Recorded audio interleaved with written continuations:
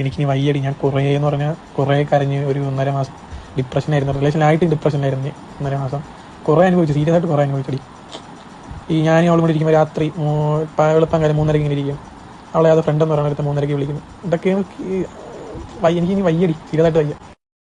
Okay, Binoy എന്ന ഒരു ചെറുപ്പക്കാരനെ ഒരു പോക്സോ കേസിൽ പ്രതിയായിട്ട്, അതായത് പ്രേരണാകുറ്റ ആത്മഹത്യ അറസ്റ്റിലായിട്ടുണ്ട്. നിങ്ങൾ കണ്ടിട്ടുണ്ടാവും, ആദിത്യ എന്ന് പറയുന്ന ഒരു പെൺകുട്ടിയുടെ ആത്മഹത്യയുമായി ബന്ധപ്പെട്ടുകൊണ്ടാണ് ഈ ഒരു സംഭവം നടക്കുന്നത്.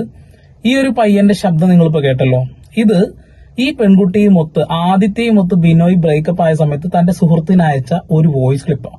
ആ വോയിസ് ക്ലിപ്പ് നിങ്ങൾ കേട്ടിട്ടുണ്ടാവും. അതായത് 3 മണി വരെയൊക്കെ, പുലർച്ചെ 3 മണി വരെയൊക്കെ ഞങ്ങൾ സംസാരിക്കാറുണ്ടായിരുന്നു.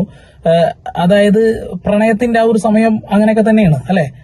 അങ്ങനെ പതുക്കെ ബ്രേക്കപ്പ് ആവാനുള്ള പ്രധാനപ്പെട്ട കാരണം എന്ന് വെച്ചിട്ടുണ്ടെങ്കിൽ ഇവൾ അവോയ്ഡ് ചെയ്ത് പോയി എന്നുള്ളതാണ്.